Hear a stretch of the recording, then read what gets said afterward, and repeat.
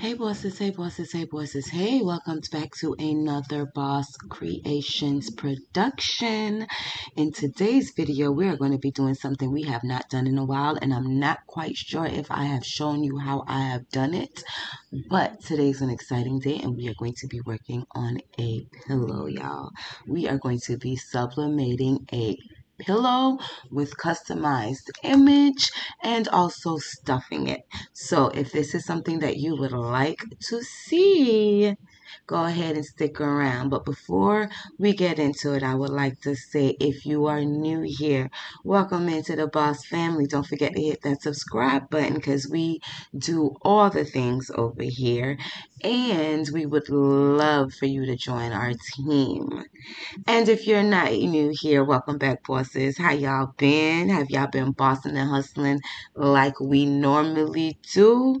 If you have, let me know what the projects y'all been working on in the comments down below.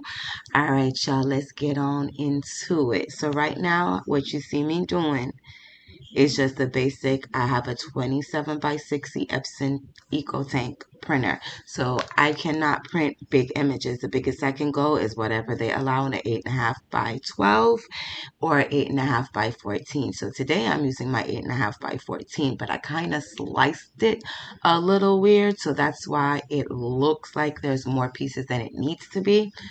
But like I say, this is my first time slicing up the 11 by 14 paper, so it's gonna take me a while to figure it out, like I have with the 8.5 by 11. But that's besides the point.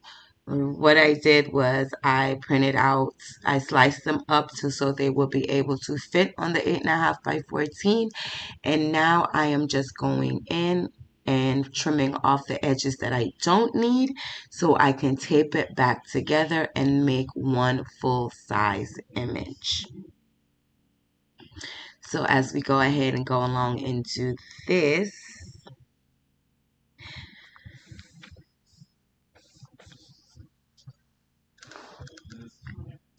so this pillow it's a memorial pillow. Unfortunately, the guy in the photo had passed away, and my client wanted to do a memorial pillow for his daughter. So that is what we're doing. The last time I did one of these pillows, it was also a memorial pillow, and this was maybe 2 years ago, if I'm not mistaken, or a year and a half. The years are running into each other now. But maybe about a year and a half to 2 years ago, I did another memorial pillow. I might have shown that on one of the shorts on my page. If you want to go ahead and look at that, it might be in a shorts video on my page, but it also might actually be in a video. If I can find that, I will link it either in the cards up in the right hand corner, or I will leave a link for it in the description box. But memorial pillows kind of hit a soft spot for me because I understand, because I've had so many people pass away in my life that kind of mean the world to me. So these kind of hit different for me when I do them because I kind of, my father had, well, technically my father has passed away. My biological father has passed away, but my stepfather is still here, and he's the one who almost pretty much raised me from the age of 5. But my biological father has passed away. So I don't know necessarily how a father's passing feels per se, but I kind of know similar how it feels because both my grandmas passed away, both my grandfathers passed away, my aunt passed away, uncles. Oh my gosh, my uncles, that one hit hard. My uncles passed away, so I understand the whole trying to keep people in your memories and so forth. I have their programs like put up and pictures put up in my house. Every time I go in the living room, they look at me, I look at them. They gone, but they not gone, if you know what I'm saying. So having a piece of a memorial object, a memorial thing for someone to carry on with them and still be able to have and look at is something that hits very dear to my heart. So that piece wasn't quite fitting on the way I wanted because I had trimmed off one of the white edges that I needed. So what I did was I just reprinted it and it came out perfect. So I'm not mad at it. I'm not mad at it at all. So we're just going to go ahead and finish putting this image together, and we'll be back when we go ahead and try to measure out the pillowcase and put the pillowcase, attach the pillowcase to the paper. So my pillowcase I did order from Amazon. If I can find that link, it will be down in the description box. But it's very simple. All you got to do is type in sublimated or sublimation pillowcases in the search bar in the on your Amazon app, and it will pop up every sublimation pillowcase that they have. I I did buy two different kinds the day that I placed my order, which was for this pillowcase that I'm doing now, and another pillowcase that I'm planning on doing for my mother for Mother's Day. That video will be coming soon too, since Mother's Day is next weekend. Today is the 6th, by the way, so I do have like 6 days to do this. You guys are going to have a whole bunch of videos coming out between now and then because I am kind of backed up on videos. Um, right now. So yeah, we will be doing that. And for those, I know this video is going to come before, no, this video is going to come after the previous video. My previous video, I did an unboxing. So if you want to see what that was of, go ahead and go look at my previous video. But you guys tell me what you think the quality is. If you've seen the previous video and you've been here long enough to know, can tell the difference between my past videos and this video, let me know what you guys think of the quality. I'm still trying to work out the kinks, but let me know. And if you want to answer this question, go ahead and watch my previous video. You'll know what I'm talking about. All right, y'all, we finna go ahead and attach this pillowcase and see what it do.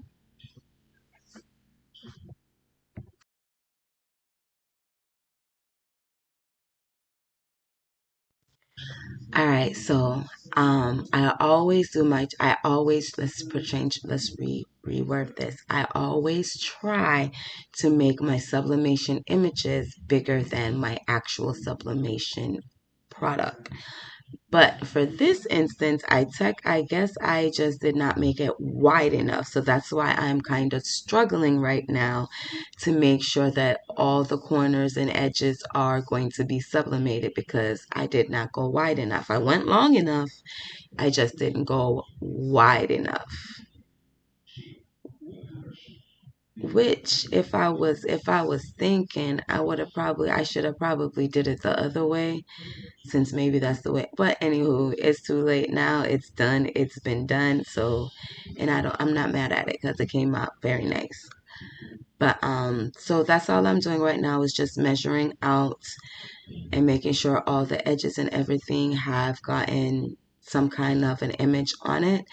And I did pre-press and pre-lint roll my pillowcase off camera. So you guys don't forget, you have to pre-press to get out all your moisture and also lint roll it so you get all your lint off, because you don't want them little white spots to come up on your image after you have already heat pressed. So we're just gonna go ahead and finish fast forwarding through this process because it's a tedious process, but it's very self-explanatory. You're just trying to make sure that the image is all on the front part of your pillowcase. And this will be a one-sided design on this pillowcase. So we only need to tape down the front.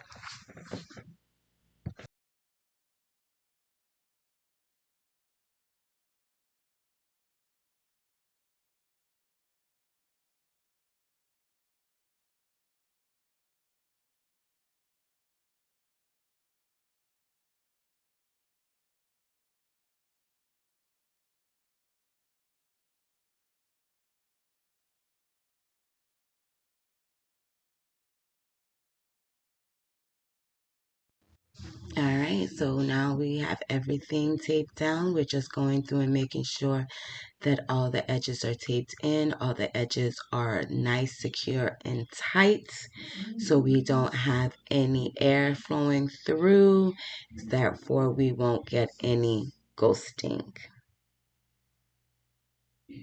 So now we're going to go and press it. This is the fun part. So now since this pillowcase, which I forgot the actual measurements of it, but as you can see, I do have a 15 by 15 heat press, and it's kind of bigger than my heat press. So this is going to be done in several different time frames and in sections to make sure that all of it got covered.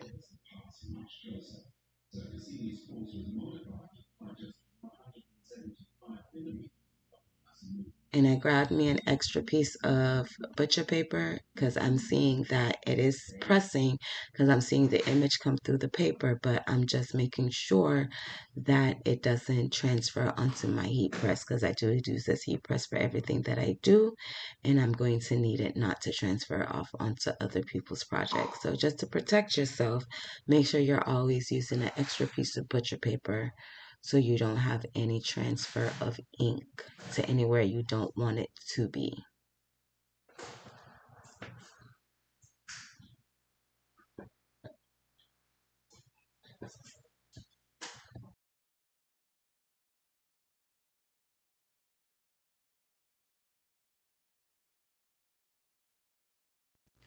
So all we're doing right now is just go ahead and just pressing down all the corners that we think needs pressing, all the sections that we think needs more heat, because you know sublimation is all about the heat in order to get the ink off. Now that I'm looking, everything seems like it's combed out a little bit. Let's just get this corner over here one more time, because it looks a little faded more than the other section. But then again, it might just be the color that is on that picture in that corner that might make it look a little faded. But we're just making sure that everything is good to go. So now that we are done, we're just going to remove our paper.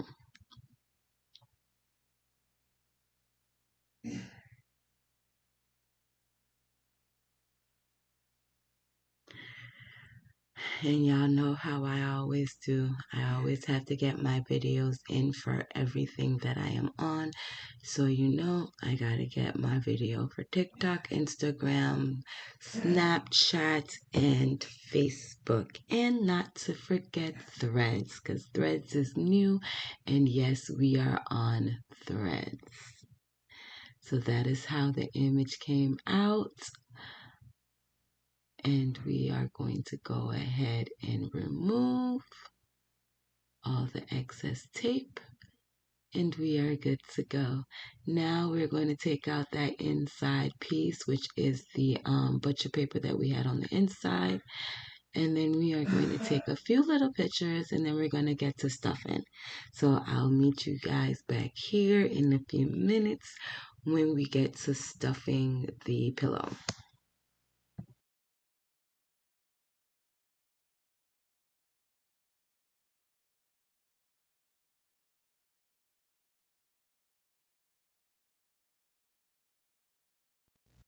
All right, y'all. So now we are into stuffing. I get my stuffing from either Michael's or Hobby Lobby, whichever store I'm in at the current moment. And maybe if they have a sale on it that time, I might get it from there. But it normally comes from Michael's or Hobby Lobby. And then I do believe you can get it from Joann's if you don't have a Michael's or a Hobby Lobby beside you. So what I do is I separate them a little bit. I don't separate them in small little pieces. I separate them in medium-sized little chunks, just so it can get the fluff effects, because if it is all compressed when you get it from the store, so when you open it up, you have to kind of separate them out. It wasn't separated enough, so I kind of separated a little bit while it was inside the pillowcase. So now I'm just making sure all the stuffing goes inside the corners. If you guys have been into high school class where you've made pillows in home ec or sewing classes, you guys know how to do these stuffing things. So it's not that hard. All you're doing is making sure you fill out the pillow as big and fluffy as you would like it. It's you are going to determine how much fluff you put in it, because it's your pricing that is going to determine how much fluff you put in it.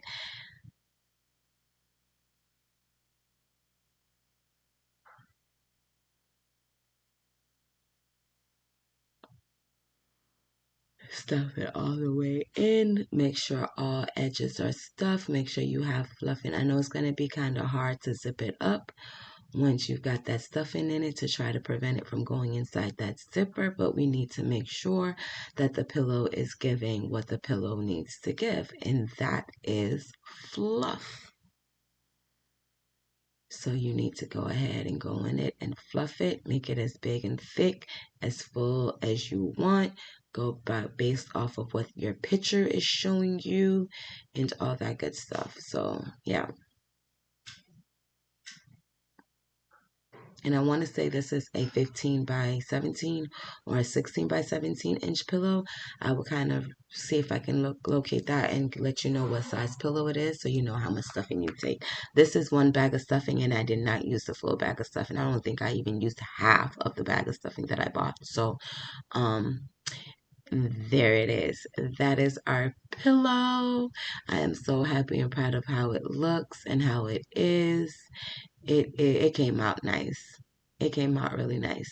All right, y'all. If you love what you see, if you like it here over here in DaBawseKreationz, please go ahead, like the video, comment anything that you might want to ask. If you have any questions, if there's any videos that you would like to see, please comment those suggestions down in the description, in the comment section, so I can get those out to you.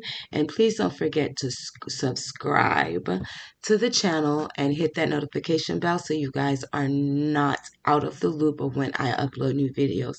I do try to do a new video once a week, but these past couple of weeks have been a little bit hectic with my couple of 9-to-5 work schedules that I do have. I do work at 3 different jobs at the current moment, plus do my business. So you guys bear with me a little. I'm trying to get on a good schedule here. But I normally do every Wednesdays, and we're gonna get a couple of videos out to you for the next couple of weeks. So thank you for watching and sticking around with me on this not so new, but haven't done in a while journey. All right, y'all. I'll see y'all on the next one. Bye.